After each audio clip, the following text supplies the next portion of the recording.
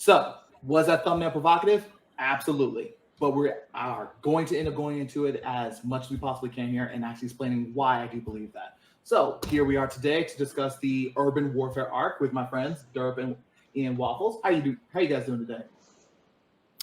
Doing well. Thanks for having me. Mm-hmm. Also doing well. But I hate you. Why'd you bring me into this? Yeah, why'd you make me read all of IDW? Okay. Why'd you drag me here? Neither one of you get to put this on me. Waffles, you're the one who sent me this comic, and Derp, not to read everything. I told you all you need to do was read these 5 issues if you want to. You didn't need to read everything else. Well, we'll have to take over the podcast next time, Derp. For now, we're stuck here. All right, what are we talking about today, Lav? All right, so we're going to be talking about the urban warfare arc, and hopefully next time we can talk about something good. So we're just going to go ahead and start jumping into this. So for those of you guys who aren't familiar with this arc, the idea is that Sonic and the Restoration has heard about this city that Eggman's building that seems to just be growing and growing as much as possible throughout the and just taking over the entire wild area around it. So they end up sending Sonic and 3 of the new characters out to go investigate this. What Tangle is now calling the Diamond Cutters, which, if you're familiar with the Diamond Cutters, let's say it's a bit of a sore spot for Whisper. Just put it nicely, right? So they decide to go over to the city and try to figure out what's going on. And long story short, our 3 new characters end up getting kidnapped, and Sonic, getting surrounded by a bunch of basically moto bugs, was like, "This is too much for me. I need help." So they bring in all the other game characters that aren't doing anything into the story, while we are also following the new girls. And you might be thinking, this seems like a pretty good idea, right? 1, you're wrong. 2, this is quite possibly an incredible mess, both in terms of how the main plot is handled with Sonic and Co., and especially when it comes to the Diamond Cutters. So, to be a little off kilter, I guess we should say, I want to go ahead and focus more on the Diamond Cutters, the new Diamond Cutters here. So all the new IDW characters. So that's Tangle, Whisper, and are now officially named Lanolin. So these 3 in particular are kind of butting heads right now, as Lanolin is finally being put into a leadership position, and Tangle and Whisper are kind of butting heads because Whisper doesn't like the fact that she has now called the group the Diamond Cutters even though the previous Diamond Cutters all ended up getting killed, and doesn't want their name just being invoked again for the sake of it. So let's try to just jump into that. So Waffles, what were your thoughts about this arc, about this part in particular? So my big thing that I think I've talked about before with Tangle and Whisper is that originally when they appeared, I think they had pretty good introductions with, like, you could understand their characters very well, and their little mini series had a whole arc about how Whisper was going to basically learn to open up to people, to learn to allow herself to have friends and close connections. And the reason she couldn't have those close connections is because of what happened to the Diamond Cutters. Her old friends, they died. They got, and she feels responsible for that. And through that story arc, she ended up letting Tangle into her life. But weirdly, then Evan Stanley, when she came onto the book, wrote it so that, now that Mimic is free, the villain who caused this, now Whisper is going to separate from Tangle, and Tangle's all depressed about this. And then Tangle comes to learn, like, I'm going to go on my own adventures. But then, like, 30 issues later, they just bring them back together again, which is this arc. So it feels like Tangle and Whisper haven't really been close, like, at all. And so when Tangle comes into this and she evokes the Diamond Cutters, I'm like, yeah, no, like, of course Whisper's going to, like, feel a type of way about it. I don't blame Whisper, or Whisper's gonna feel a type of way about it. And then Tangle, I don't really, like, hate her for saying it, but obviously it's like, that was a dumb thing, you shouldn't have said that.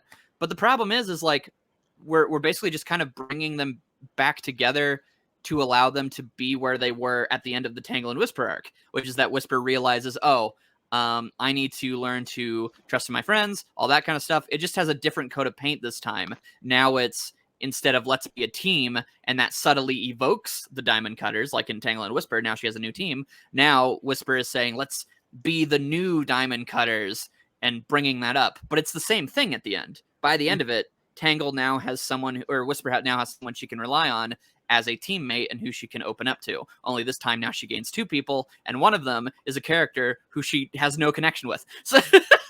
So it feels like we're just doing what Tangle and Whisper I think did pretty well, but now we're just doing it worse.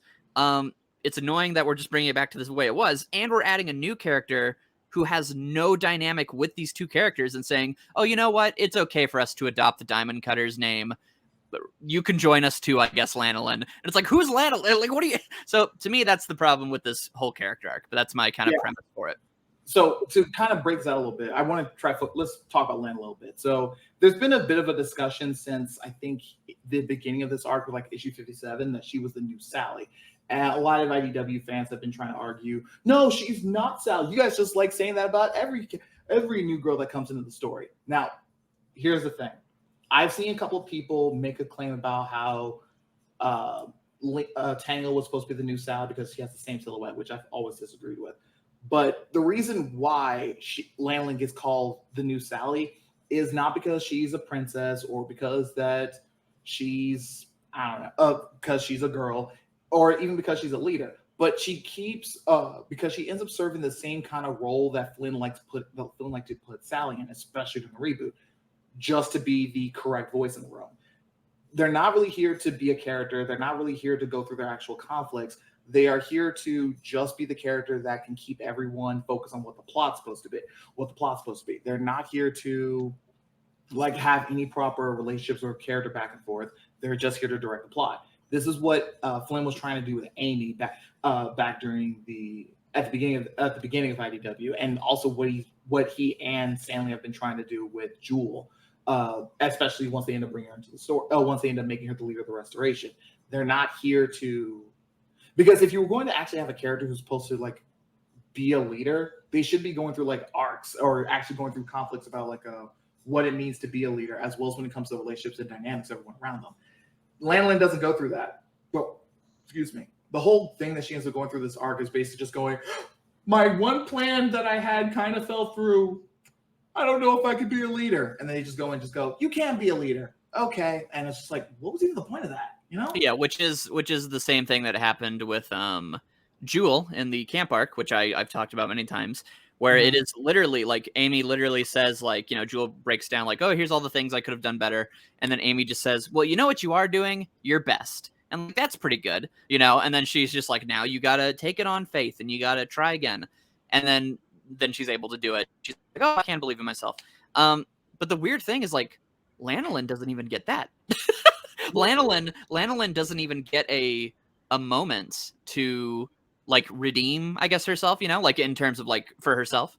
They go into the base, they find out the information, and then they're just like, oh man, like we could I think she's the one who says like I think so. I think she's the one who's like, oh, if we like overdo it, then like the city will explode. So that was her plan. But it's like this is why it doesn't mean anything to me as like the audience member, because it's just like, okay, you were literally just used by the story to be the character who's going to, you know, learn the thing you need to learn to get it to the heroes. But you can do that with a personality. And to me, like, that's the biggest fault of Lanolin, is I don't even necessarily need her to even have an arc. I just want her to have anything. And I think the big problem with her, she's just so boring. Like I can't think of a single character interaction between her and any of the characters that made me go like, oh, you're charming, or like, oh, that was funny, or oh, you're really cool. Like she's like, because every character in this comic just is good at fighting. When she takes out that big robot with her little wisp, I'm just like, yeah, it's just like a wisp power, like how Whisper does. Okay, you know. No, completely agree.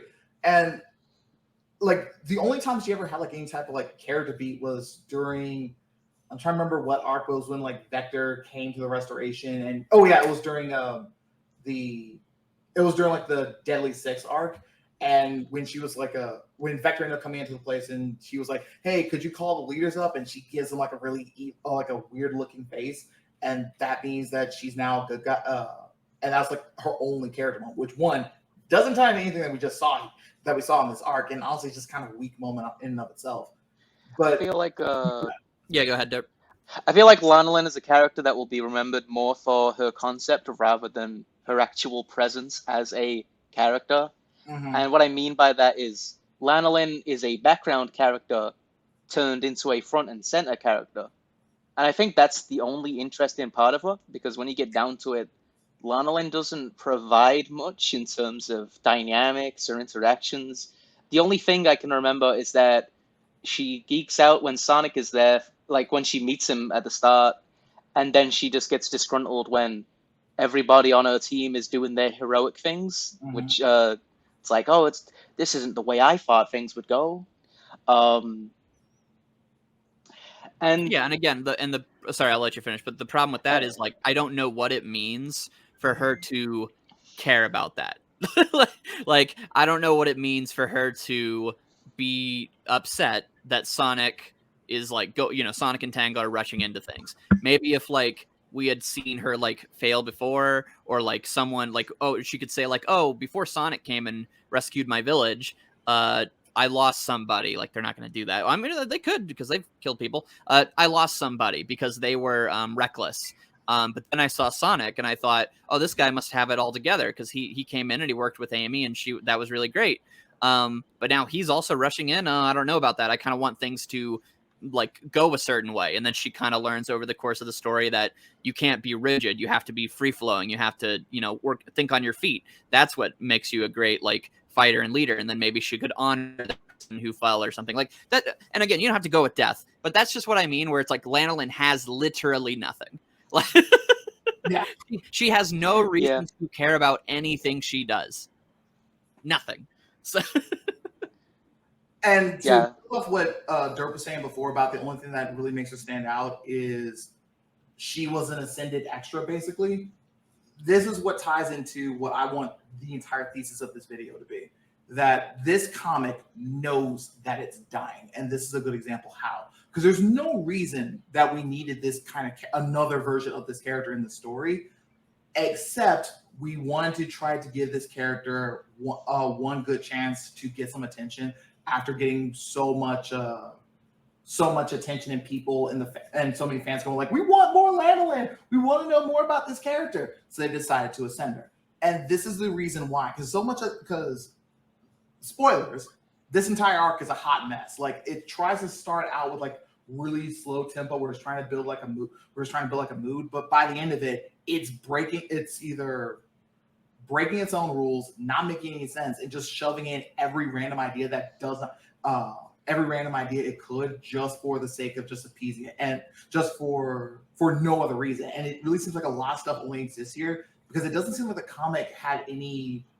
It really seems like someone at IDW said, "Hey, we're going to be cutting a lot of people out. We're not making a lot of money, so we're probably going to be closing doors in about a year or two." So Flynn and Stanley were like, "Okay, we're going to just take every idea that we wanted to do for this comic and try shoving it in here, and because we're not going to have time to do it anywhere else."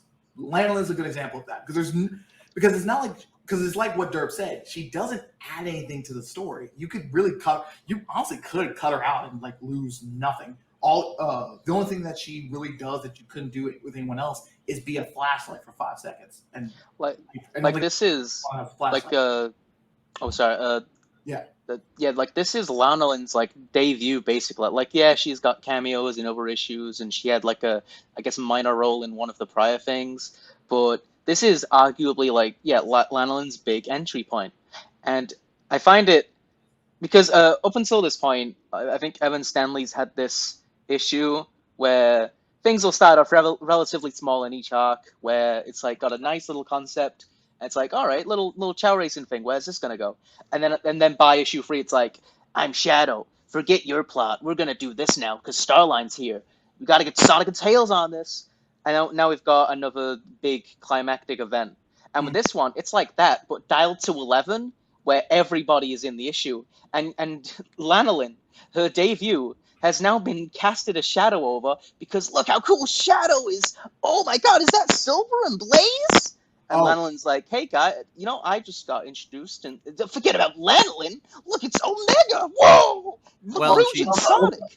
Wait, what was you saying? I was going to say, she's also, even if we take that away, right, if we look at the B story, she's been inserted into someone else's story, which is Tangle and Whisper. And then she's literally just the third wheel of the Diamond Cutters, where they're like, oh, you can also join, you know, like. So it's like she does, like, even if, you know, you were to say like, you know, Lanolin's debut, but, you know, you bring all these all-star casts. Well, if she was getting a bunch of things in the Beast story, she's like, ostensibly you would want her to be the heart of the arc, maybe with another character. But the heart of the arc is Tangle and Whisper, and she's just tag along. So it really feels like, no, you know, as an again, this is a 5-issue arc, you know. Yep. And they don't give her anything, like a single thing. So it's very strange. Again, she obviously she has her ability, but we've talked about this a million times, which is that everyone in the IDW comic fights the same. And what I mean isn't that they it's not that, you know, obviously Blaze shoots fire, Shadow shoots chaos beam, Sonic spin dashes, Tails spin dashes, Amy uses her hammer, all that kind of stuff. But the problem is that, like, they all it all leads to the same end, which is to destroy Robot, you know? Yep. There's no, and that, which is what this whole arc is, which is just fighting robots. So Lanolin having her own ability doesn't make it stand out. I mean, if you just take this on a very basic level, the reason that it's okay that in the Sonic games, the classics, Tails, Knuckles, and Sonic are all fast is because it's not that, oh, they're, you know, if they're all fast, and why wouldn't I just choose Sonic? It's like, no, if you choose Knuckles, you can go to places that Sonic never could. And if you choose Tails, you can also do that. And he's also easier. So there are, like, actual advantages to how you face enemies, how you face the levels. Now, let's take that and put it into a story. All these characters have no advantage or disadvantage against anything they're fighting, except when the story kind of wants to make something out of that with the shadow androids, but that's still confusing because it seems like they're all kind of okay handling them. So again, there's nothing, you know, does that all make sense? Yes, it does. Yeah. And another thing, and now that we're shifting over to talk a little bit more about these two, let's talk about the other thing that ends up just overshadowing everything with this, because, like, even though, like, Shadow got his moment and, like, Sonic kind of got a moment and all that kind of stuff, the thing that everyone has been talking about with this story has been these two, and the fact that, you know, they got their own little panel showing, like, like, they held hands, and Tangle is winking at Whisper, and they have the lesbian flag in the background. That means they're a couple. And it's like, guys, this ain't Korra. This isn't 2012. This isn't, like, we need to just take, like, the bare minimum and to try to accept to get some goddamn representation. Can we have something resembling standards? Because even ignoring the fact that after the Zombot arc till pretty much the beginning of this arc, they've had maybe like 3 frames of interaction, most of which has just been Tangle chasing after Whisper. This entire arc has also just been kind of showing, like, almost reset them further back than where they were in the miniseries.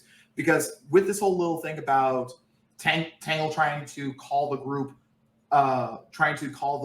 Diamond Cutters, and Whisper just kind of being incredibly passive aggressive and just, like, being, like, outwardly dismissive of everything around Tangle, it just kind of made me go, like, fuck you two being girlfriends. Are you two even friends? Are you two okay? Yeah. It's like it goes out of its way to show that they're not that great of a couple at points. Yeah, like that. Yeah. Sorry, I'll let you finish. Go ahead. Anyway, like, there's this scene where Whisper talks about how I'm not a very good friend and a teammate, and I'm just sat here like, how though? Like, Tangle isn't like Tangle isn't respecting your trauma. And Whisper, you're doing the best you can while you're on the team, and you prefer to be by yourself. Like, you're doing a pretty good job, all things considered. And well, and here's the thing, right? Here's the very, like, obvious comparison. If you go back to the Tangle and Whisper story, the reason her doing that meant something is that she is going up against a threat that she is emotionally compromised about. And so her doing that alone, and not accepting help, could be dangerous. It could be something, and we literally see it where Mimic emotionally manipulates her, and it doesn't allow her to fight back or whatever. And she needs Tangle there because she needs someone to share her pain with and to take that burden on with her and to realize that she can have connections again. But if you just go to this story when she's like, oh, I haven't been a good teammate, blah, blah, blah. Like, it's like, what do you mean? Like, you haven't done anything wrong. And she doesn't gain anything by having Tangle back in her life, because Whisper's just helping in general, which she was already good at. So, right. Like, the only thing it fixes, the only thing it fixes is literally that she will be on good terms, forget girlfriends, she'll be on good terms with Tangle, and I would care about that because I like Tangle and Whisper together. But you could have even used that, because you could have had it been that, like, Whisper, I don't know, wants to be friends with Tangle. Like, it doesn't even feel like she wants to be back to being friends with Tangle. They're just like, there's just nothing to it. Right, and this is what is really frustrating about Whisper overall, because I knew that this was going to happen after the miniseries, is like, yeah, she was able to overcome her trauma with Mimic, and now she's kind of comfortable interacting with Tangle and being willing to interact with her. The problem is, we already saw Whisper do this twice earlier. We saw her do this with Silver in issue 8, and we saw her do this with Jewel when in that side issue that she was introduced with. And even after that, we keep just having her go through this arc over and over again. And it really just feels like they have no other bullets in the chamber to do with her as a character other than just to make her suffer for the sake of Surge's character arc. So I'm just kind of sitting here going like, what? Like, yes, she's cute. She has this nice backstory. What does she add as a character? What am I supposed to do with her as a character other than just put her into a relationship with Tangle? Because as far as I can tell, and Waffles, feel free to disagree with me on this, this is just the lesbian version of Bunny and Antoine. Oh, of just like, oh, they're cute together. Yeah, they're cute together. Well, I mean, I would say, even in Reboot, where like I think like Bunny and Antoine are like pretty whatever. Like, I don't really care. Like, at least in that they have like just objectively more moments together. Outside of like as far as like just continuing to be cute. Obviously, like Tangle and Whisper got a whole arc dedicated to their relationship. That's not what I mean. No, I mean, and I would say like that's always been the thing with IDW. It's like, so for people who don't know, in Preboot, I really like Bunny and Antoine. They have a wonderful relationship that it's built on like history and lots of different issues, and they actually help each other through blah blah blah. And also these stories are very short, so like they allow you to add to these side characters. And then they get a lot of stuff. In Reboot, they're just kind of cute together. That's basically it. But now we reach IDW, and it's like they don't even get to be cute together. Like, they just stand next to each other and fight. So, or not even fight, but they're just uncomfortable around each other, it seems. And so like that's what I mean earlier when we say like, they're not girlfriends. Is like I can guarantee you that is what the creators want it to be, right? Like I think Ian Flynn's even said so. I'm sure Evan Stanley thinks so. Why wouldn't you? That's literally what the fan wants. What I'm saying is that if you're a fan of them as a couple, I would be very upset because you are getting nothing. Like I'm gonna be honest. Like, as much as I find them boring, I do want to see them get together. And this is just this is the breadcrumb equivalent. This is I told Lav this. This just feels like something Disney would put in. Like that low, because it's not really. Yeah, you're right. It's not really anything of note. It's like, look, the pride flag in the background. We can probably cut out in a different version, in a hypothetical. Like it does not feel. It does not feel concrete. I want them to say "I love you," and I want the other to look at them flustered. That's what I want. I don't want this little baby to look, guys. We gave you stuff on Pride Month. Like, no, this is nothing. I want more. This is nothing. Well, and I'll say, I went back to the one scene that people do pull up, which is the scene where they're at the party, and like Tangle's like, oh, let's enjoy the night or whatever, because Whisper's like, oh, we should arrest the Babylon rogues, and she's like, well, they helped us save the planet. We can give them tonight and just not worry about it. Also, I don't want to have another fight in my town. And then Whisper's like, oh, okay. In that scene, they actually do have Tangle blushing, and whenever Tangle's like, oh, come on, girl, simmer down, you're my girl, or whatever, Whisper is wagging her tail. That is at least something. That is at least like visually you are seeing things that the body would do if they were happy. Dogs wag tails. Yeah, she's a wolf. she is blushing. Like, those are things. They are very small things, but that's what I mean. Is like, if this, like, I've seen people post this panel of them holding hands, and it literally doesn't even look like Whisper knows she's holding her hand, because Tangle is just like grabbing the ends of her fingers. But like, I've seen people look at this and be like, see, now it's definitely canon. I'm like, this is just nothing. How are you happy about this? So I don't know. I don't know. I couldn't live off breadcrumbs. So. But to build off the breadcrumb thing, this is another reason why I say that the comic knows that it's dying. I'm going to try to find a better way to bring this up. But this is another example of that, because if the comic was confident enough to be able to show that these two are in a relationship, that these two are actually properly dating, they would actually show that. They would actually state that. They'd actually have them interact like they were a couple. But instead, they decided to just throw this in, throw in the pride flag, and make it as cheap and as effective as possible, so that fans get exactly what they wanted before the comic is wrapping up. So, because if they had time to do this, they would have actually shown this not only beforehand, but also would have been comfortable showing this afterwards, like ending the story with Whisper maybe asking Tangle out on a date or something. But that's not what we got. We got this, which is like you said, Waffles, nothing. So yeah, exactly. I'm happy that the Sonic fandom is way more receptive to LGBTQ representation. Absolutely for that. Oh yeah, 100%. But I don't want to be in the opposite end where we just take literally every fucking thing. I think it's okay. Have a little standard of, hey, can we do more than what Korra did like 10 years ago at this point, please? Like, other than just like hands. Like, it's not like they're scared of people being in love because Amy exists and she loves Sonic. It's just that these two, they have to play it safe and keep it on the quiet end. And I just want them to be more explicit. Yeah. I want them to say the L word. So I mean, that's all I have to say about these two. Yeah. Which is that there's nothing to say.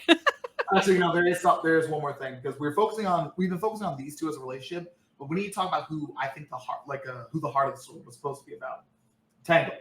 Because the first half, so the first half was written by Flynn, and that's the first two issues was written more by Flynn, and that's where we were getting all the stuff with Tangle.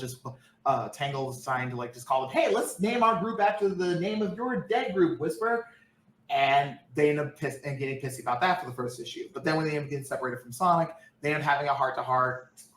Tangle ends up crying, Whisper ends up apologizing, and then that conflict just ends up immediately wrapping itself up. But then the second half, it seems like they're trying to set up a weird parallel with like Tangle is like losing all of her friends left and right, and they're really focusing on the fact of she saw Lanolin and Whisper get kidnapped right in front of her, and how she ended up having to run away, and how she ended up leading Metal to everybody else, and really trying to focus on the fact of like how much everyone is just disappearing around her. But by the time we get to the end of the story, she's just a non-presence. Like, she doesn't do anything she doesn't do anything by the end to help resolve the conflict. That's pretty much just all Sonic, Silver, and Shadow by the end of it. So it just makes me kind of curious about like, if she was supposed to be the focus of this, why isn't the story about her like actually resolving this? And if it's not supposed to be about her resolving it, then why do we spend so much time setting all this stuff and focusing on her like getting frustrated with everyone getting captured and being put at risk because of her? Like, where was that supposed to go? Yeah, it's like what I said before. Like, I don't know why they can't just have these self-contained plots. We have Sonic and these new three characters, well, Tangle, Whisper, and Lanolin with their new adventure. But oh no, we got to introduce to Amy and Tails in the cast. Then we got to introduce the Team Dark again. Hey, look, here's Silver and Blaze. Well, and it just clogs the cast up, and it just takes time away from these other things that need more fleshing out. Yeah, and I can explain that too.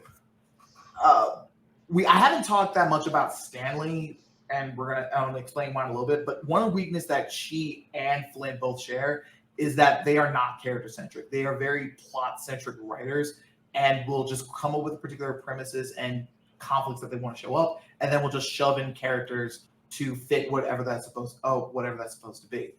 And this ends up being a problem here because instead of the story being either a proper showcase for Lanolin or being a proper showcase for the three new characters bouncing off of Sonic, Instead, it's, hey, we want to just have the world fall apart, shoving all these plot ideas. We don't really give a shit about what the characters are going through, so we're just going to bring in all these characters and just have them fill the roles that we need them to do as we end up progressing through the arc. They don't give two shit.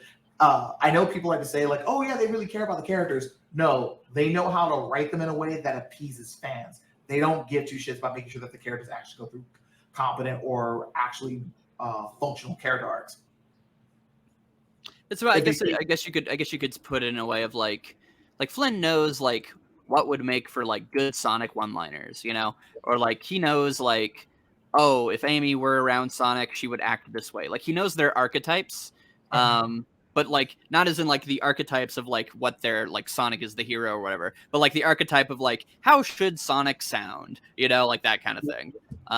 And even then, people would argue against like Silver or whatever. I'm not blah blah blah. People like it, and I understand because I do think like in general, yeah, that's kind of what they're more so going for. But that's boring. Yeah. And they don't write these conflicts. They don't write conflicts that that really works for, because they really are they're either trying to explore really deep topics with like their OCs, or they're putting these characters through these really long arcs, but their characterization just kind of stays the same. It stays stagnant. Which kind of feeds into all the game characters and their story. So do we want to talk about that? I want to wrap up. I want to state one more thing about the go for it. OCs, because I've also seen people complain about the fact of how dare people keep referring to them as OCs. They're Sonic characters just like everyone else. There's a reason why they end up getting that distinction. It's not just because, one, they've only been showing up in IDW, so they don't get credit. You don't get credit for getting name dropped. You need to in the game. Actually, they showed up in Sonic Forces Speed Battle. Get your facts right. A mobile game shows up in Speed Battle. That doesn't count. And they showed up in Sonic Dash. So did the owl. That does not count. So that's problem number one. But the bigger issue is, and it kind of goes back to what I was talking about before about them not really giving a shit about character or about how they utilize the characters. They don't do a good job of integrating them with the rest of the cast, because when it comes to Tangle, Whisper, and Lanolin, they don't really have that much of a dynamic or interaction with everyone else. Like, there's a reason why we were talking about them so much in their own little bubble and in this own plot. It's not just because they're in the B plot. It's because these three don't have major character moments or any type of relationships or any interesting back and forth with anyone else or with any of the game characters. They're not integrated to actually be in that group. So they always do come off like they're just this bubble, this clique on the side of the main cast. And it feels like they have perfect potential to expand. Sorry to go on a small little tangent here, but thinking back when Whisper was first introduced, there was this mystery of why is she so weird around Shadow, and I always thought, oh, are we gonna get like maybe some like scenes with those two? Like maybe she learns to become like buddies with him, even though she's got like this past, whatever it means behind her. No, they never interact past that point. At least nothing notable that I can remember, and it just bothers me because I feel like that is untapped potential going to waste. Especially when you consider, especially in this arc. Yeah, exactly. And there's Silver, who's like, I know he's from the future, so this is kind of like, well, he can't stay for long because he's got to go back to his own time, which is dumb. But I feel like he's a big fan of Whisper, and I wonder like why can't he be hanging around with her longer? And it's Tangle, who's like this. I think of her as like a tomboy Sonic, and I can't help but wonder why she isn't like also just like hanging around with like more characters in the cast. Like they have the potential to expand, but it's like you say, they stick to their own clique and form their own club, which is primarily made up of the OC cast. Yep. Because one, lesbians. Two, the Flynn and Stanley, as far as I can tell, don't like the fact that Sega says, hey, you need to write the characters in particular ways. So they just end up leaning more on just writing the OCs rather than trying to get the game cast. Like, I brought this up on Twitter a while ago, but there's a reason why like IDW with all of its properties is trying to do like this huge like like endless summer series, and they're releasing like an issue for like for every brand that they're going for. Right now, I've seen TMNT, Sonic, MLP, and Dungeons and Dragons. But there's a reason why those other 3 series end up focusing on not only the main cast, but the main cast of those franchises. And this one, we end up getting Sonic with Tangle, Whisper, and Belle. Because the whole idea is that they would rather just focus on the characters that are exclusive to this series, rather than actually trying to focus on who the main cast is supposed to be. And I think, if you guys don't mind, I think this is a good shifting point over to the game cast, because I'm always going to find it hilarious that when I ended up interviewing Flynn last year, asking him about like, why don't you have a main cast? Because like, no, he just didn't want to. He just thought it was like, he just wants to focus on Sonic and his adventures. I find that so hilariously pointless if we're just going to continue doing the Avengers thing over and over again and everyone's just going to get drafted in, because it's the worst of both worlds. Because because with this kind of setup, without it, since it's not going to be since it doesn't have like an actual central cast that the story is supposed to focus on, you don't get the benefit of actually getting to explore the relationships and dynamics between the characters on low moments. You just only get them shoved in and focus on them during the fights and intense scenes. There's multiple issues that comes with the whole big Avengers thing. Mm-hmm. Not only is it repetitive now, because we've had this happen 5 times. Please correct me if I'm wrong. Let's see. We had the Mel Sonic arc. We had twice during the virus arc, and we had this time here. I think there was another time. Waffles? Yeah, I think you're right. Yeah, so we got like the repetition now because this happens so often. It's already gotten old. But too, because it's happening so often, it doesn't feel like the big moment that should be. Yeah. Avengers moments are big and impactful because they're Avengers moments. It's not like every film is an Avenger moment. It's that they're the cap off to this big phase, you know? Yeah. Whereas here it's like, hey, we're in the arc after the last one. Let's have the entire Sonic cast team up to fight this new robot, and it's like whatever. And it just loses all like satisfying fan servicey flavor because it just happens so much. Mm-hmm. And yeah, it's like you say, because it happens so much, because it's always these big world ending threats, it's always at a high. And because it's always at a high, there's no low stakes like moments between. Mm-hmm. So it's just like always on the conflict, and you don't get those small moments that you should enjoy. Like I appreciate like the more slice of lifey kind of stuff that Archie brings, because I feel like you get to learn more about the characters outside of battle. I respect that kind of thing. I love that aspect about that world. It's very rare you get those moments in this one, and I wish it had those kind of like low stakes, just slice of lifey parts. But because they're always chasing that big new, hey, we got to do another Avengers bait thing this week, it just sucks. I don't care anymore. Oh yeah, no, you go ahead, Love. You go ahead. First off, you're right. It is 5 because because if we're just going to count Sonic working with 3 or more characters with a significant amount of the cast, the Chow Races arc counts too, because that was Sonic, Tails, Amy, Rouge, Shadow, Omega, and Cream. So I'm like, that's way more than just Sonic. So I would actually count that too. So it's like, huh? Sorry. I was also going to say, and you finished what you said. I'm sorry. It just also just makes the world feel a lot smaller, because all of these characters are just coming out of nowhere to be like, hey, I was in the neighborhood. I'll also help you fight the big new threat. And it just makes everything seem so small and just uninteresting as a world. Mm-hmm. I know the comic is afraid of world building and making a big, rich lore environment, but it's like it wants to just be the same shtick of, hey, let's do the thing again, and everyone will like it, and everyone does. They'll always be there, and I mean, I'm happy for them, but it just gets old. I don't, you know. And just to add on to that, I think it's the worst here because unlike in those other scenes where like, oh, Metal Sonic is taking over Angel Island, we need to give everyone on deck. Or when it comes to the 2 Metal Virus moments. And two Melvirus moments. Those were at least like big, at least something you can suggest as being like big moments. They're just too early and too close to each other to really like have any proper impact. So that feeds into your issues. But I would actually say it's worse for not only the Chat Races arc, but especially here. Because why did we decide to bring everyone here?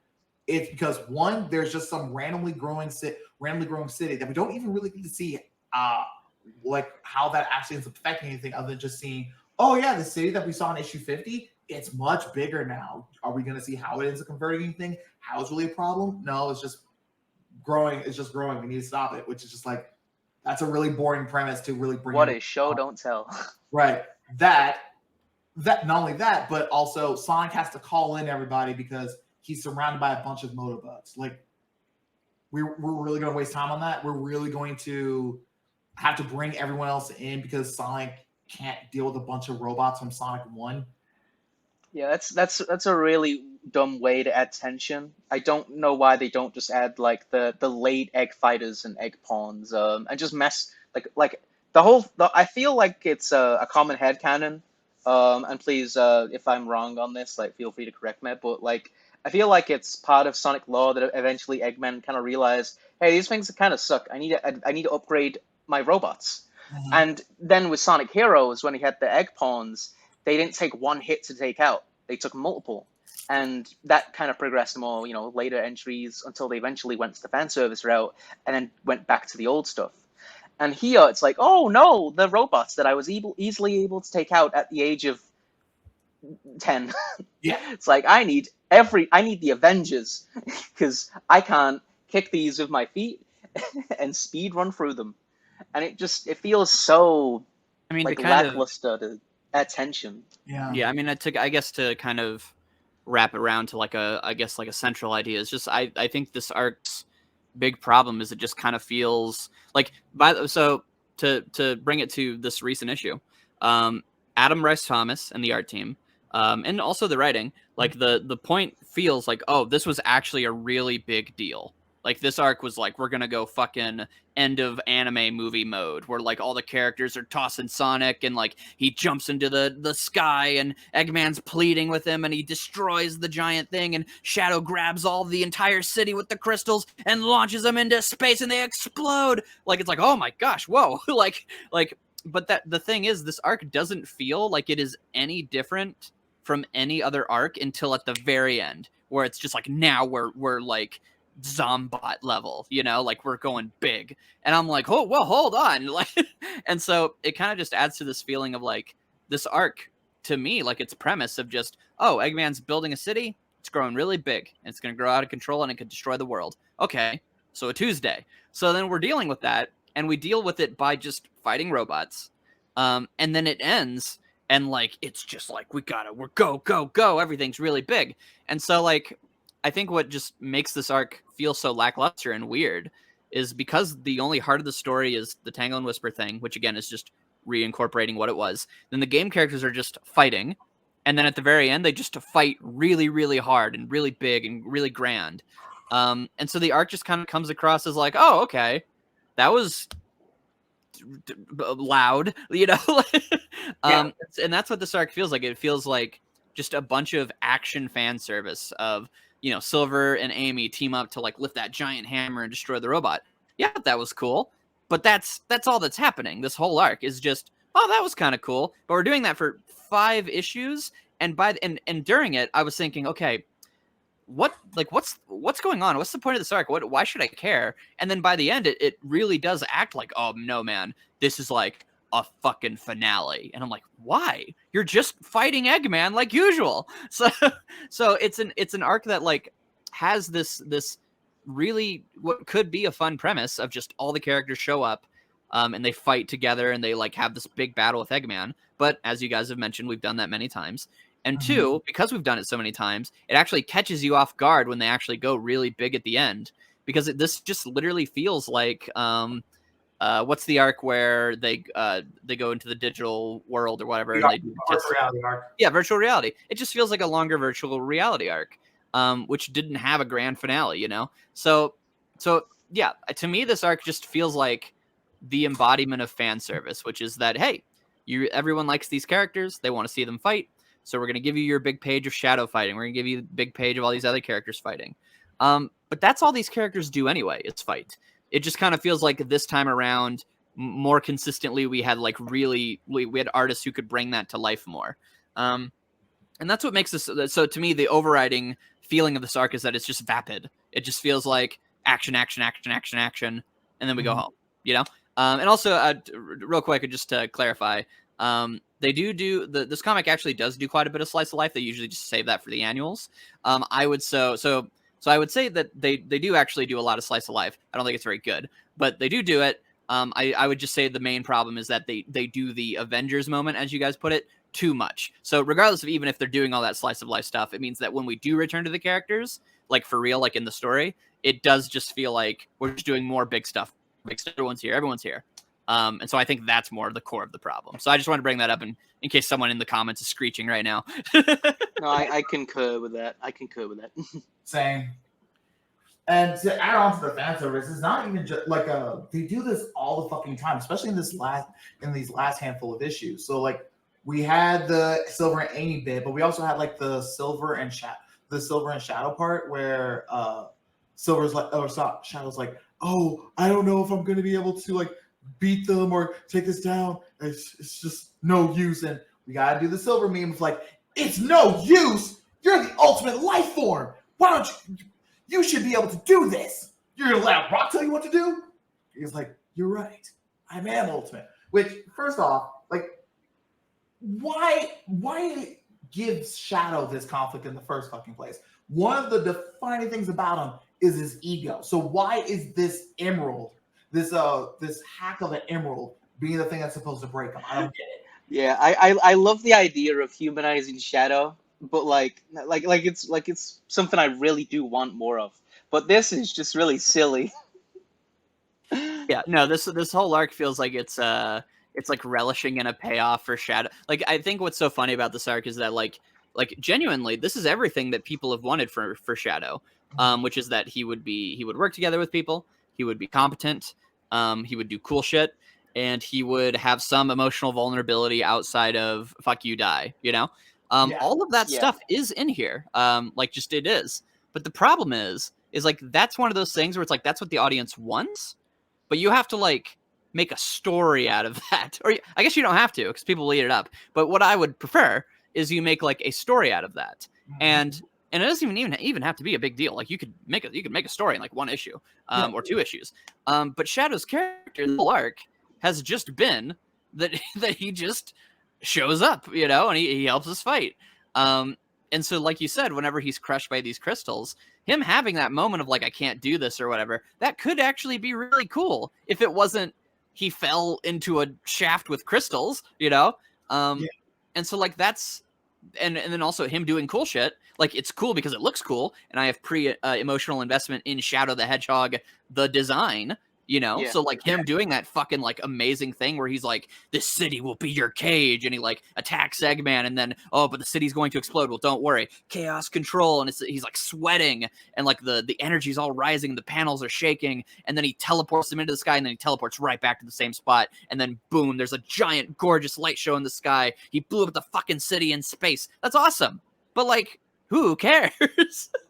It's only emotionally satisfying if you live on Twitter and hate that Shadow has sucked. So the emotional arc is that, oh, the writers are finally doing something with him, but they're not doing anything with him from a story perspective. They're just doing the bare minimum, which is that he do cool shit, which is what he should have been doing all along. So like, no, and to build on what you're saying, I am told, just to clarify, and also clarify my criticism earlier, I am fine with Shadow getting chances to be humanized a little bit. I'm fine with him having moments where he can like question like how functional he is or how strong he is. But if you're going to do that, it should come at something big, something way more hitting to him than just an emerald kind of backfiring on him. Like that's like such that's such a weak way to try to get his ego. So like what? Yeah. His ego, like it's the same problem that we were talking about with Lanolin, all of Flynn's girl bosses. All it takes is one mistake, one bad thing, regardless of context, regardless of what happened. It just needs one bad thing to happen, and they just question everything about themselves. And what's worse, it always comes down to someone else just coming in, regardless of what their relationship is to him, because I think this is the first time Silver has ever interacted with Shadow, and they just go, hey, stop doing that. And they just go, oh, okay. And there's like, what was even the point of doing this other than just to gesture at the idea of having a character conflict? Yeah, well, and here's the thing: someone could maybe argue, and I would definitely be like, okay. I mean, obviously this wasn't planned. No one could argue that, but someone could argue. So Shadow's first appearances, he's been really angry. He fucked up during the Metal Virus arc, and then at the very end, Rouge was like, "Hey, you fucked up during the Metal Virus arc," and he's like, "I could have done better," And then you go to the end of the Chow Racing arc, and he like decides to help our heroes, and Sonic's like, "Thanks for the help, Shadow." And he's like, "Huh, don't think it too harsh, Sonic," and he like throws a little apple to the Chow. And then so now we got to the point where Shadow is like, I'm fucking cool, and then he fights the Doctor, and then he falls and he gets into the crystal, and now his character arc, you guys, now he has actually realized humility, and Silver the Hedgehog brings him out of that. Now, obviously, none of that was planned, but that's fucking fine. It doesn't matter. Even if that was the case, if someone wanted to have that as the through line, it is so rushed. And also, it is, again, it's a character arc like designed around making the character act functional. So, like, and doing so across 3 tiny micro scenes, and the payoff is a character that Shadow has never fucking talked to in the entire comic, giving him a pep talk. So, like, who cares? But I ship Shadow and Silver, Waffles, so that means it's good now. Seriously, if you say that, if someone in the comments, someone listening to this says that, you are part of the problem. So, for what it's worth, because I'm not gonna lie, I did kind of enjoy the Shadow stuff in this, and that's solely because he has been the worst fucking character in the entire comic up until this point. true. So like through that, I'm like, yay, he isn't awful. That means it's slightly. It is cool. It just is Yeah. cool. It's just I that just it's want to care more. Yeah, exactly. What's actually happening? I just feel like I want to love it, but I'm like, I mean, I kind of like it, but And just to push this further, I kind of want to throw like half a point because I'm not the biggest Silver fan. Like, I think the character is stupid. Fight me, but the thing about Silver up until this point is that he's kind of been written like this little baby good boy that gets like really hyper, like ee! And I feel like Silver up until now has been kind of like the Belena Productions Silver, if you know what I'm referring to. The whole like Christmas with Sonic Silver, that kind of characterization.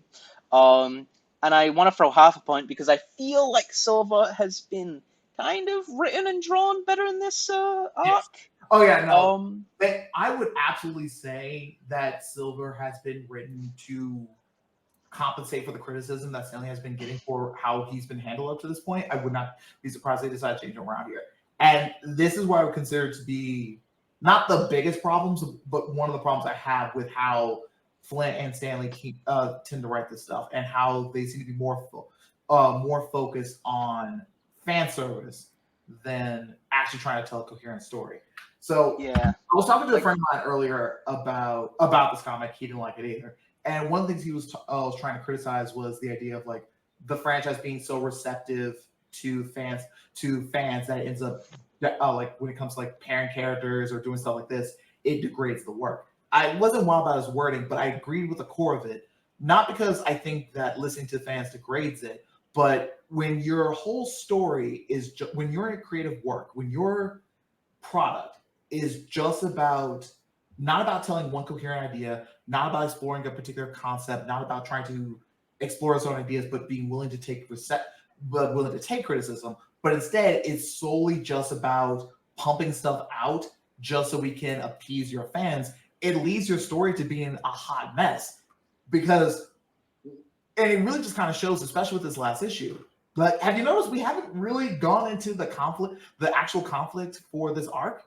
Like, it starts out with everything with the city growing, and then all these robots everywhere. Then they end up dropping in the shadow androids. Then they end up dropping in all this kind of stuff. But none of that shit matters because at the end of the day, most of the stuff here is just here to play one, so we can set up a moment for fan service, set up this other moment for fan service. Just set this up here. It's not about trying to explore a particular premise. It's not about trying to develop a particular theme or, shocker, actually trying to set up a proper character arc for someone, actually trying to explore their dynamics. It's instead just a hodgepodge of different setups, so we can just get to different fan service moments, just so we can appease the fan base. That's why, as aggressive as I was about saying the whole liking this because of a ship, you're a part of the problem. As aggressive as that was, I meant it, because when a series is this dedicated to just appeasing fans rather than actually trying to tell a story, it does end up becoming a worse product, because at the end of the day, 5 years from now, or whenever you're trying to read this from now, if you don't have that proper context of like all the fans, of like all the things that people want from the fans, all this is just going to come off as just like a weird mess, just like a bunch of disconnected scenes that don't really mean anything at the end of the day. Like take me. I really love Blaze and I really love Sonic. I love Sonics, and I want to see them together. The thing is, though, there's the Soul Dimension, and there's this whole thing of like, well, if the Emeralds are in the Chaos Dimension, the universe will collapse and implode in on itself, or whatever the plot of that game is. So there's like a little bit of like it can't be, it's so tragic, and we gotta be away from each other, and blah blah blah. But like, I want them to interact, and it's like this mess of, well, they're in alternate dimensions and herdy-dirty-dir lore stuff. But like the way they come in here, I just don't feel what I want to feel, because it's just like, oh yay, they're here, I guess, but it's not. I want it to be like Sonic Rush 3, where it's like, oh my god, it's Sonic and Blaze, and they're doing stuff together, but it's like, oh, they're talking for like a scene, and now they're doing other stuff. Derp, I'm so glad you brought up Blaze, because Blaze is a perfect example of this, because there's a reason why she's able to show up here. They covered this in the annual. Even though she is still a princess from another dimension, apparently she has solved all conflicts in the Soul Dimension. There is no crime, no war, no problems whatsoever. So she decides to come here so she can be with her friends, because apparently she has no other friends in the Soul Dimension. Well, that's depressing. Yes. So the whole reason that I bring this up and I say this is a good example here, because hey, they decided to bring Blaze in because, she has a lot of fans. So let's go ahead and just completely undermine everything about the Soul Dimension, completely defang it from having any type of conflicts whatsoever, just so we can make sure that Blaze can come in on a regular basis. And think about that though from like a world. Sorry, but like think about that from a world building like point of view, where it's like, yeah, our princess is gone because she has friends in another world. Yeah, we're gonna be without a princess for the week, guys. And here's the thing: I'd be willing to give that a pass if we were getting anything with Blaze other than having her show up for fight scenes. Because this is it. She doesn't do it because she doesn't do anything else other than at best get like a head nod moment with Silver. And I'm like, if you're going to go ahead and bring Blaze in, she should be around for more than just being another fighter. She should be bringing a different perspective. We should be trying to explore and develop her relationships with anyone here. But instead, it's just here so we can just bring her into fight scenes, because even though they do slice of life moments in the annuals and side stories, they don't actually want to do any just basic character work in the book. And you don't even need to say that in slice of life moments. You can do that with action set pieces.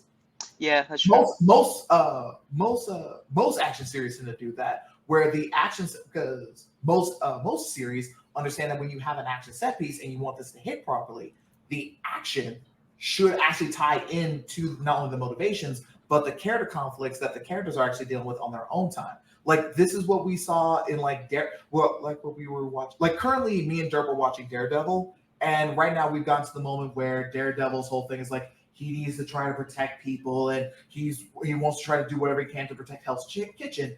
And we've gotten to the moment where the villains are like, hey, we're going to go ahead and kidnap everyone he's ever saved so we can like really capture him.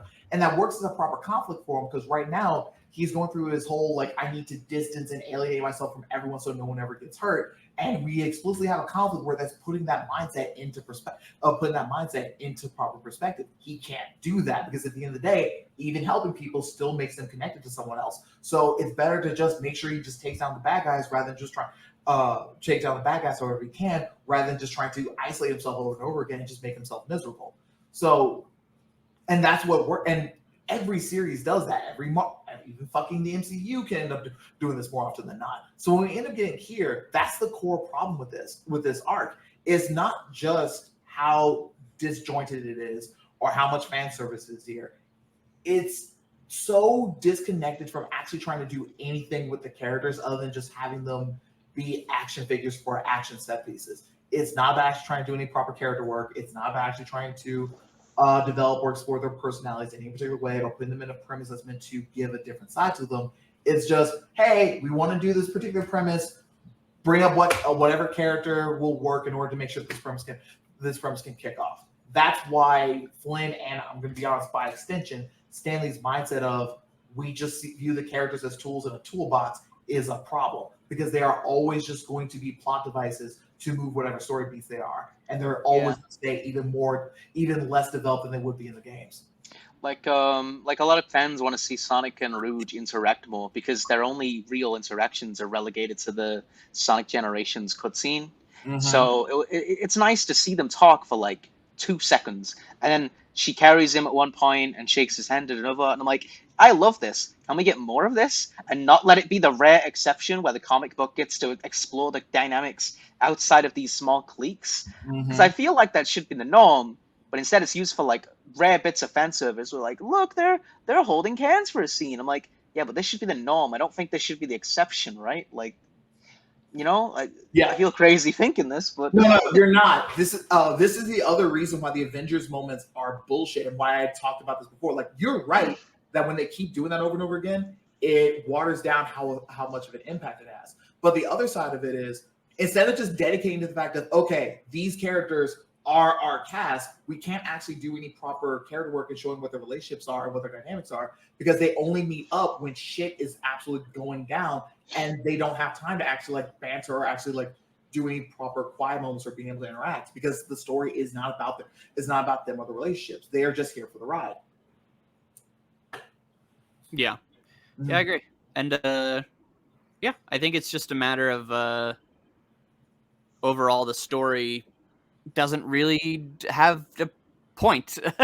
And like I don't think you need a message or a theme or even that. Like, just this arc is literally just Eggman's going to try to do a new bad thing, which could never, it's never going to be as bad as like the Zombot arc. And so it's just like, these crystals are gonna take over Sonic's world, who cares? And the characters don't even seem that worried about it. Like in the first issue, they're like, if this happens, it'll take over destroy the world. So again, a Tuesday. It doesn't feel like when they finally do all this fan service, you don't feel anything by the end, or at least I don't. And at least for me, when I'm reading a story, especially with Sonic characters, and they have these amazing designs and they can be so expressive, I want to feel things. But instead, all I feel is, oh yeah, that was drawn pretty well. Oh, that's pretty cool.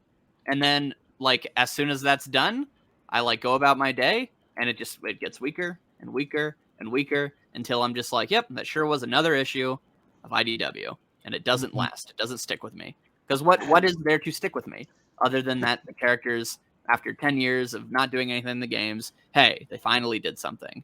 So after an hour, you finally mention Eggman's name, and before we get into that, I want to say, I miss when Metal was a character for like 10 minutes in a boss fight one time.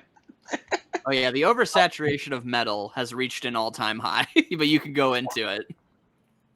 Metal is one of my guilty pleasure characters where I'm like, I know he's awful, and he's like all design and no substance at this point, because the franchise has ignored the concept of his little self-identity issue. Because in the boss fight, he's like, am I the real Sonic? Like, he's going through like this, I'm paraphrasing, by the way, he might not say it that way, but he kind of questions like his own place in the universe, and we kind of get like a taste of that, I want to say, with like a one shot where Metal like sticks his hand in goop and he looks at his reflection. It's one of the actual really good annuals. It's by some new guy wrote it, and it was really good. Yeah, I stand by that. I forget about it from time to time, but that is actually a rare exception where the comic actually has something really good in it, and Actually it's has kind of subtext. Oh yeah. yes, and it's depressing that it seems like the comic itself, after they had that, just decided, yeah, we're not going to expand upon that, so we'll just have it be a random mook that Sonic can push around. Well, I was gonna say, because he literally like attacks Sonic, and like the panel is literally just like Sonic standing still, because obviously he's moving back and forth really fast. But like he's just like pop pop pop, haha, nerd. And then later, you know, he attacks Metal Sonic, knocks him out a window, and then Metal Sonic grabs Sonic again, and then like they just shoot at him, and he's like, "Get out of here, Metal! See you next time." It's like, yep, Metal Sonic sure doesn't do anything. Yeah. He's just here. He's Eggman's one robot, I guess. This Um, and I probably have said this at one point, but I want to say it here because I think it fits. This is the reason why I don't like why Sonic needs more villains, because at the end of the day, the story is going to be about how no matter how much torture porn they want to do with these guys, at the end of the day, the story is going to be about how Sonic and Co. end up beating the bad guys. And there's only so many times that the bad guys can end up getting defeated while still maintaining some amount of credibility as a threat. So instead of constantly just relying on Eggman and Metal over and over again as his main action lackey, bring in some actual threats. They don't need to be Eggman tier of destroying the world. If anything, I think they need to step away from that. But we need to start introducing some more, like, not necessarily street villains, but different villains that can challenge the characters in different ways on different worldviews. I'm honestly shocked we've gone this far without like some arc where a grander threat hasn't came out of the shadows. Like, yeah, oh, you thought Eggman was bad. Well, I'm like Diet Thanos, and I'm here to take over your world or whatever. And even Eggman's like, oh, OG, I'm not getting involved with this. You guys do your own thing. Oh, I can say that. So this is again another reason why I don't think hardcore fans need to be the ones who are writing for a particular franchise.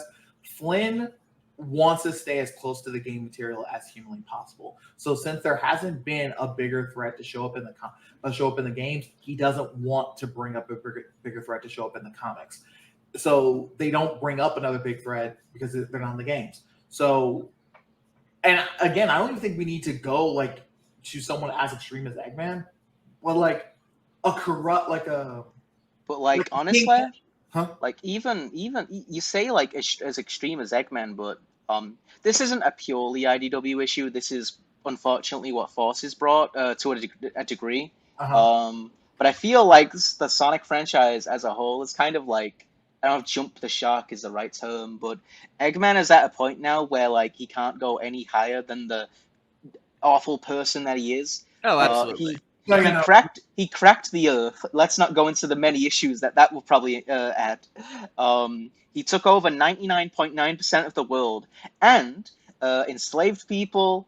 Was responsible for deaths of people. You know, our force, agent squad, whatever, has been wiped out. Blah blah blah. Infinite kill people. Blah blah blah. Because they work together. He's got blood on his hand, Eggman. And then later on, we get the Zombat arc where he nearly genocided not Mobius through his accidental fuck up of the virus. Yeah. Oh, from now on, let's just refer to the plan as not Mobius. That's funny. Not Mobius. But yeah, no, I actually agree with you that Jump of the Shark is the right point. They've kind of reached the pinnacle of what you can do with Eggman at this stage. And to be quite honest, there's not really much you can do with them at this. There's not really much you can do with them at this point, other than trying to bring back the original background with him and Sonic, and I don't think that would be a good idea anyway. Yeah, so, outside of character stuff he could do to the characters, which he's not going to. So like, there's nothing to do. So yeah, I actually would say if this comic did continue, which honestly I'm gonna, you know what, you guys in the comments can hold me to this. I'm gonna give the comic a year tops, but if the comic does able to continue past that, Eggman doesn't need to show up anymore. We need to just go ahead and retire him, or maybe not retire him, but put him on a bus for a while and focus on new antagonists. Bring in someone new. I'm not saying they're going to be good. They're probably not going to be good, but that's going to be at least in a different direction where you're not restrained by the same stuff from 90 setups. Because at this point, Sonic and Co. have absolutely outgrown him. Both in terms of what kind of threats he brings, as well as any type of thematic conflicts that he can bring to them, which is very little. So well, and real quick, what would you say to people who are like, well, what about Surge and Kit? What about Starline? You know, those characters were, those were long. I mean, their arcs were very long. You know, true. Well, that falls into the category of they were trying to make villains and they were really bad at them. I've gone to keep it short.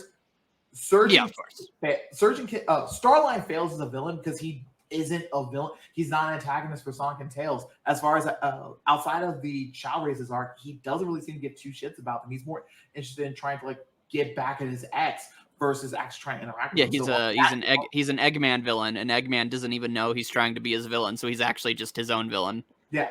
So Surge and Kit. Yeah, and then Surge and Kit just kind of fail because even though they're supposed to be like weird hybrid clone, I don't know basically they're meant to be like androids, cyborgs based off of them to a certain extent. At the end of the day, they don't serve as good thematic contrast for the two. They don't learn it. It's not like a Surge or like Sonic or Tails learn anything or are challenged by them in any particular way when it comes to the morality. At best, Sonic ends up getting a little like grim-faced about like, oh no, they end up going through something bad, and I feel bad about that for some odd reason. They never really explicitly say, but let's just say he learned something, that he did theoretically learn something. It doesn't go anywhere because literally after that issue, he's still perfectly fine. And honestly, he doesn't interact with, he pretty much treats Eggman the same way he was already doing before. He's not even the one who actually deals with Eggman. Shadow's the one who is up teleporting off into space, I think. So that the point is more so that like Starline is not really Sonic's villain. He's more Surge and Kit and Eggman's villain. And the Zeti, obviously, they just can't, and even then, they literally just fight Sonic in one issue, and that's it. Yeah. So they're not even really a threat in that sense. And then as far as Surge and Kit, Sonic and Tails are more so their villains in their story, because Sonic and Tails are just kind of like, I don't know what the fuck is going on, you know? They were more focused on being their own story. Like you said, they were designed more to be the protagonist, while Sonic and Tails are their antagonists, which is stupid for a number of reasons. And at the end of the day, that's kind of missing the point. The whole idea here is that this is Sonic's story. This is supposed to be about his development, his growth. You need to be developing stories and villains for the sake, at the bare minimum, of his character development. And none of the villains up to this point do that. Like, the only ones left at this point are Rough and Tumble, and they get their asses beat faster every single time they show up. Even at this point, Tangle and Rouge, two characters that never even met before that day, were able to take them down together. Like, yeah, they're meme villains. So that's what we mean when we say we want more villains, because Eggman is consistently the only one who is actively like directly opposed to Sonic and has some sort of like, you know, Sonic has some sort of like care in the matter, you know? Whereas like all the other characters kind of seem to be their own stories that Sonic just happens to like intersect. Right. Yeah, I don't get why we don't have like that evil scientist group that are experimenting on a bunch of different things for their evil purposes yet. Like I feel like every single like superhero continuity has something like that. Where they're not affiliated with, like, I don't know, the Joker or Thanos, like they're their own self-contained evil force that's also doing fucked up shit on the side of the big threat. I don't know why Sonic doesn't have that. But I just want to loop back around to Eggman for a moment and say that I remember you were talking about the last interaction between Sonic and Eggman Waffles. And you were talking about how, like, next time these two characters meet, I want something to go down. I'm paraphrasing, but were you satisfied with the whole scene between them in this story?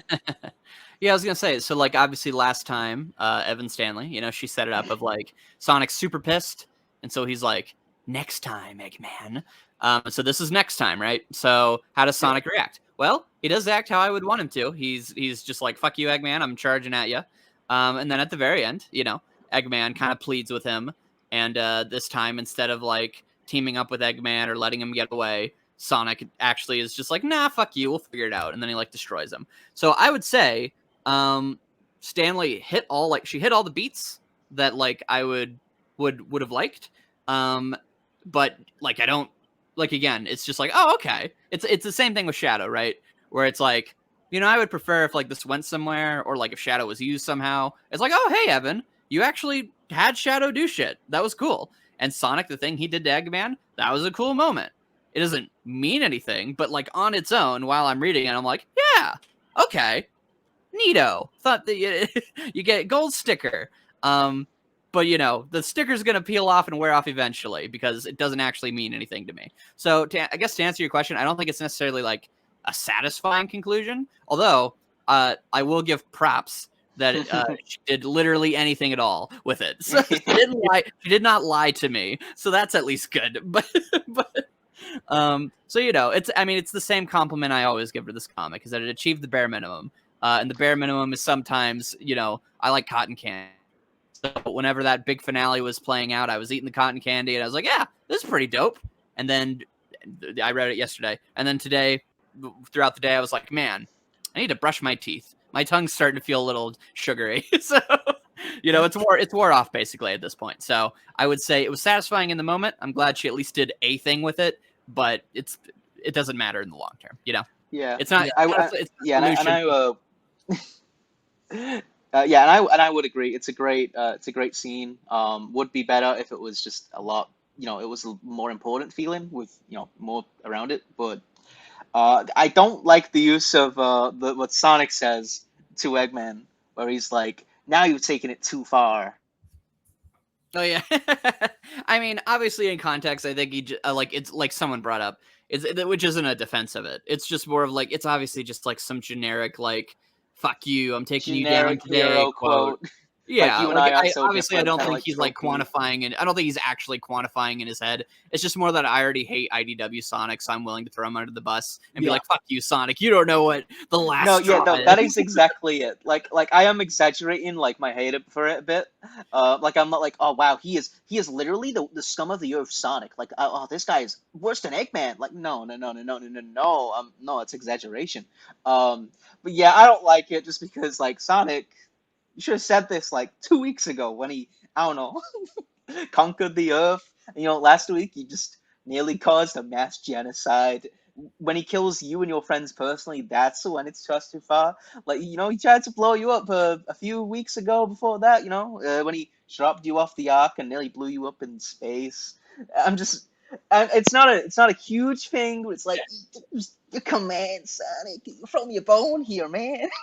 Yeah, I mean, yeah, it's just a symptom of a larger problem, which is that these characters just have nothing going on with them. Like, that's the biggest problem with like the finale going so big, is like it really is all style, no substance, because it's like it doesn't mean anything. Like, it doesn't mean anything that like Sonic has this big moment where he fucking takes down Eggman. But I can probably guarantee you that when people like make videos or whatever, they're gonna be like, see, where before Sonic was like, next time, Eggman, I hope you figure out your shit. Now he's being written in a way where he is just like, no, I'm taking you out now, and he throws him into space. And I mean, Sonic doesn't know if he's alive or not, so like, yay, character growth. Yeah, you're right back where he was. He's right back where he was at Forces in the video games.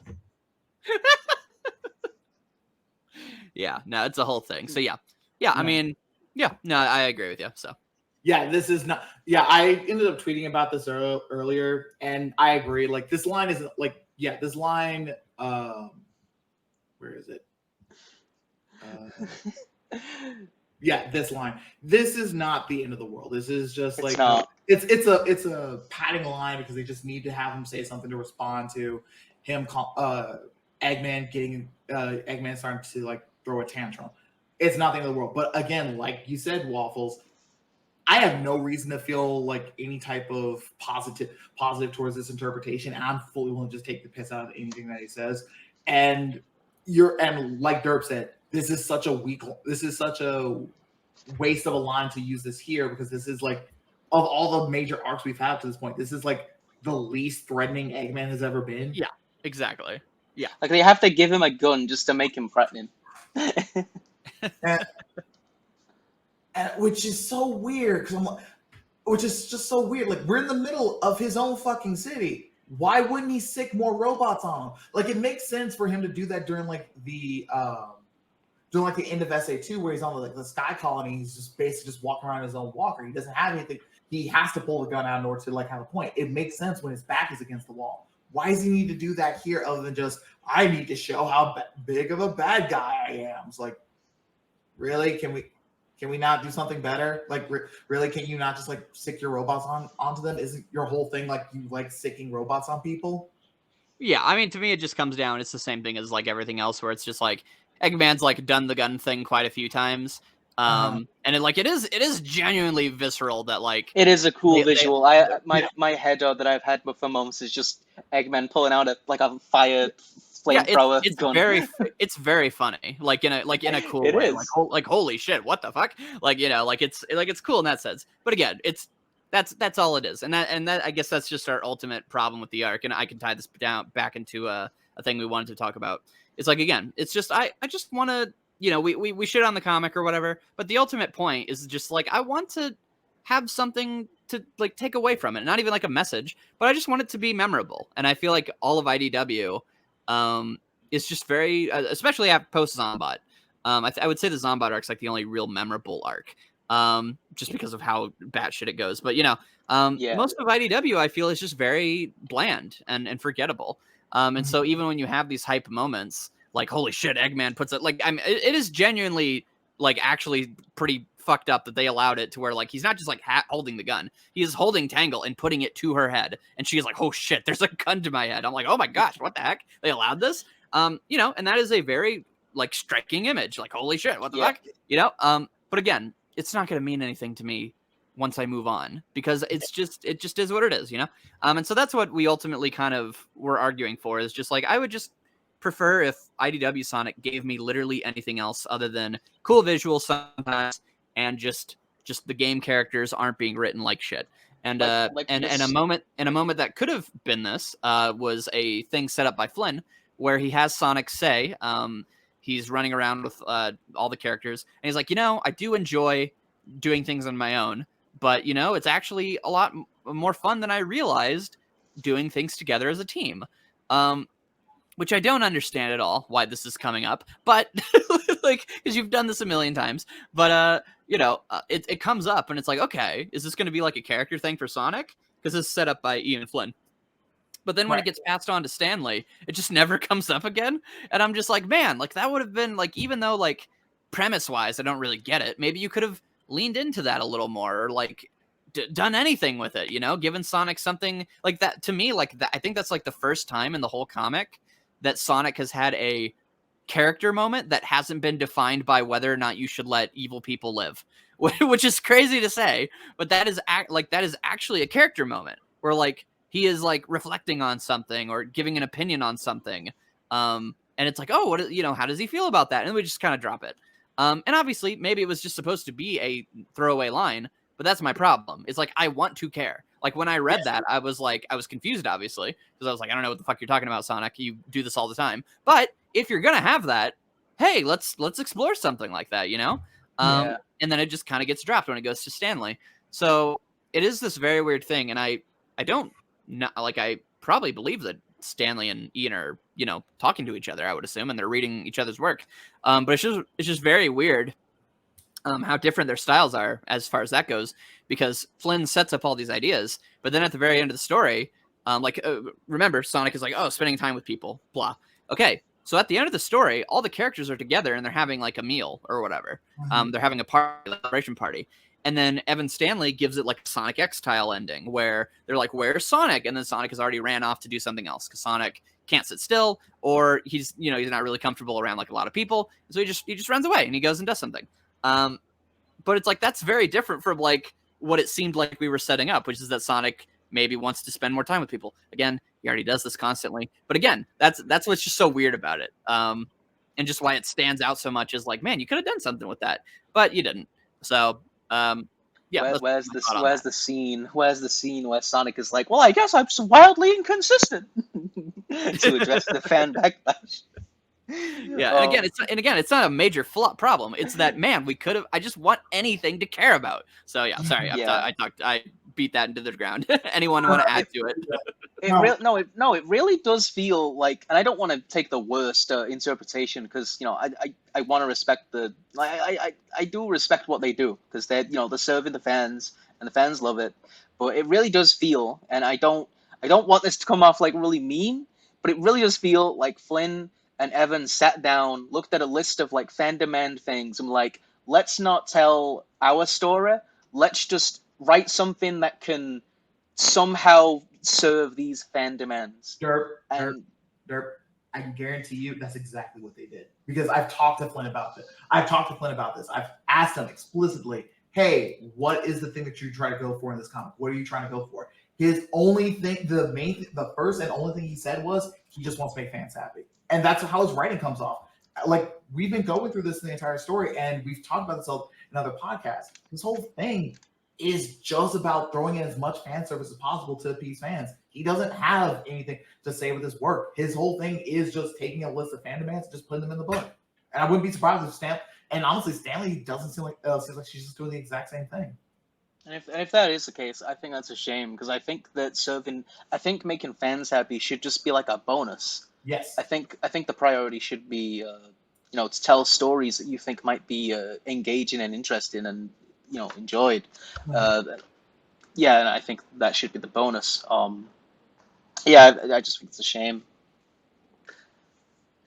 because I think what some people might think, I know we've kind of touched upon this in our Frontiers podcast discussion, is that like, we don't go into these to hate them. Nope. Like, each one of us is a Sonic fan. We're very passionate about the franchise, as much as we have our own grievances with some of like the newer stuff as of late. Yeah. But like we don't go into these to be like, all right, guys, let's shit all over it and I can't wait to rip apart this writer's work. Like, we don't do that. That's no. Like, I've read Flynn's stuff and of like the Archie stuff, and while it's not too much, I've seen what he's capable of, and I respect what he's done back there. And I just want to feel the same like passion and enjoyment that I had with those few arcs here. But like, everything that's here is, I feel soulless almost. Yep. And that's not the same for the artwork, by the way. The artwork is stellar as per usual. That's like I think that's gonna be like the bingo card like freebie of every discussion, where we're like, yeah, the art's good, right? Yes. But yeah, I don't want to dislike IDW Sonic, because, like it or not, we're stuck with this for the foreseeable future. Maybe it will end, maybe it won't, in like the next year or so. I think it's probably gonna go on longer, maybe like 3 years minimum. But I don't want it to end. I want it to go on, and I want it to fix its issues. I want it to get better. I want it to grow and be something that I can like, because I don't want to look back on IDW's run and be like, oh, it's the comic run that only served to service fan demand and added a few OCs that were kind of meh. Yeah, like, I don't want to look back on IDW's run and just be sad about it. I want to look back on it and be like, yeah, no, it was pretty good. It started off weak, but after issue 100, it started to get its act back together, and it started to improve, and it became one of my more favorable continuities of the Sonic franchise. Like, that is what I want. I do not want to hate Sonic. But when I look at IDW, it's like, all this is kind of bad. There was this one good arc by Adam Bryce. That's his name, right? Yep. No, I think about Daniel Barnes. Daniel Barnes, thank you. Yes, Scrapnik arc. That was I liked it. While it had shortcomings, I did enjoy it. Mm-hmm.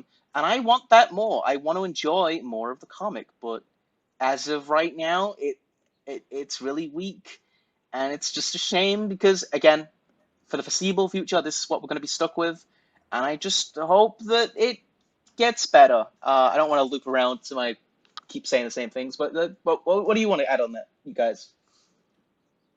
Yeah, I mean, I agree. Like, that's kind of my thesis as well. Which is just that, I want to care, and I think instead all I get is just like, every time I read IDW, I either get like philosophical nonsense that just feels like it's just torture porn, or I just get cotton candy.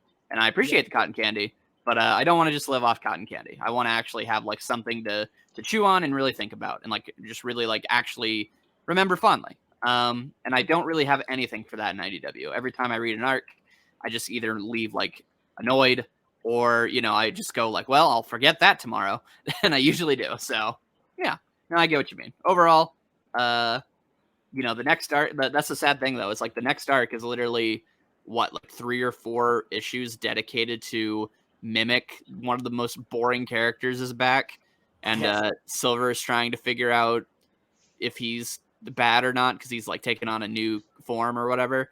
And it's like, oh, great, wonderful. well, not the next issue. Next issue is about Knuckles and Amy. So hopefully, we're starting. That plot line starts next issue. Oh, okay, gotcha. Yeah. Yeah. But I don't have too much I'm looking forward to going forward. Like that's the funny thing is like you finish this arc, and I don't think anyone's going like, oh man, what happened to Eggman? What's he gonna be doing? Like it's just like like Eggman's blasting. They really brush over that. Yeah, even though like as far as it seems, he like fucking died, but like obviously he's fine. But just like it doesn't feel like, and then like we actually saved the day really much. Or we've saved the day like and did a lot. It's just kind of like, yep, we beat Eggman again. Cool. It's funny you say that about Eggman dying, because I'm gonna be honest, I kind of like tuned that scene out. Because I'm like, they won't kill off Eggman. But like, when I watched Sonic movie 2 and I was there in the theater and I saw Sonic destroy the egg robot and Eggman Robotnik fell back and he's like swaying his arms around and falls in the abyss below with the robot crumbling around him. I was on the edge of my seat like, yes! Sonic just took that guy down that tried to kill both him, his friends and family, and threatened to not just take over his world, but the multiverse. Like, that's how committed he was at taking everyone down. And Sonic was like, nah, I ain't letting you hurt my family or anyone else ever again. I'm taking you down. And I want to feel that again, because I do like it when Sonic just straight up loses his, like, yeah, I'm not tolerating your bullshit anymore. Be gone with you. Like he did with Eraser when he threw his when he sealed him in the lamp and threw him in the lava. Yeah. Like he's gone, and I love that when he's just like, yeah, no, I ain't dealing with you anymore. I'm done. And I feel like I should be here like, yes, Eggman, the genocidal awful man that took over the world, and here's the lengthy list of other terrorist acts he's done. I should be like, let's go! But I don't, it's hard to care here, because it just doesn't feel satisfying at all with the way it's structured and written out, and they just brush over it. There's no satisfying, like, aftermath scene or anything of that. It's just like, well, that happened. Anyway, picnic, birthday cake, whatever. Yeah, yeah, I guess, like, what they could have done is just have it be, like, it's like, oh, wow, like it's like what happened to Eggman, and then Sonic's just like, honestly, Tails, I really don't care, but unfortunately we'll probably see him again, like, like something like that, where it's just like an actual like send off, but it's just like, yep, Eggman's gone, bye. Time skip. Yeah, so I don't know, but yeah, what do you have? Do you have any final thoughts, Lav, or any other talking points? Oh yeah, for myself, I wish I could be as optimistic about this as you guys are, but I'm probably gonna get. You know what? I'm just gonna own this. I don't see this comic not being shit until they bring on a new creative team, because it's one thing when you have Hell of a Boss, like something like Hell of a Boss that has an initial premise, but then ends up getting distracted with romance stuff. It's another thing where you have a series that ends up trying to hit a particular theme, but doesn't really understand what it's going for. Doesn't really understand what it's going for, or really talks about like a really toxic way, like Korra. Because at the end of the day, with both of those series problems, it's at least coming from something that the creators had an idea that they're looking to try to communicate, and they just failed on it for one reason or another. But at the end of the day, they still have that core idea. They still have that core concept that they want to try to hit with the story. That's not here with IDW Sonic. When it comes to both Flynn and Stanley, their priorities are, hey, let's just put out fan service. Let's just do whatever random idea that we have and just use the characters as tools in order to push that plot forward. They don't have any type of creative endeavors that they want to try to explore or do with the series. They're just looking to pump shit out and appease people. You can fix a series that has some problems with executing on its ideas. With trying to that fails to explore its creative ideas.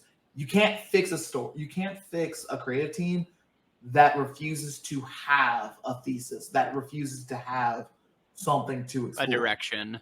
Yeah, it refuses to have a direction. So I don't really see it getting better unless they just bring in completely new writers. And considering the fact how much the fans just eat this shit up, yeah, that's gonna happen. And as much as people like saying like Flynn and Stanley are like the best, well, at least Flynn are like the best writers, or is like the best writer for the franchise, there's a reason why Frontiers kind of got a lot of pushback, especially in the script, once the story, once some time ended up passing. Because Flynn does have some massive weaknesses that he doesn't know how to, that he honestly doesn't seem like he's willing or wants to put in the effort to overcome. And honestly, when he keeps getting accolades like this for just doing the bare minimum of fan service, he has no reason to improve. He has no reason to improve until it just starts getting too much. So I don't see this getting better. I don't either. If the comic ends up lasting that long. Yeah, for sure. Yep. Okay, so I think that covers just about everything. I would like to thank thank both you, Derp and Waffles, for coming to enjoy ripping into this series one more time. Thank you very much for showing up. No problem. Thank you for having me. And I would Same here. And I would like to thank everyone who decided to listen to us talk about Sonic for about an hour and a half. And I hope you enjoyed this. And hopefully you can feel. And if you're up for hearing us talk about this stuff and even more, feel free to subscribe to this channel. And if you are up for listening both to Derp and to Waffles, how could they find you guys? You can find me at IanWaffles on YouTube. And also on LowArt's channel, that's LOWART, where we're actually doing a retrospective series on all of Archie Sonic. So if you want to see like actual like cold hard analysis on that series' strengths and weaknesses, we're going through the whole thing. We just covered Knuckles, the whole Knuckles comic. So if you're interested in that, you can go check that out. But otherwise, that's about it for me. And as for me, while I don't have anything immediately, I will have a video out hopefully within the end of this week or next week, depends how late it is. I assume it will be linked below my channel. And you can find my Twitter where I talk about literally everything under the sun, from anime to games to movies and shows, at @DerpAduh, which will also probably be linked in the description below. Yes, it will be. All right, then. Thank you guys so much for hanging out with me today, and I will see all you guys later. See ya. Peace. Peace.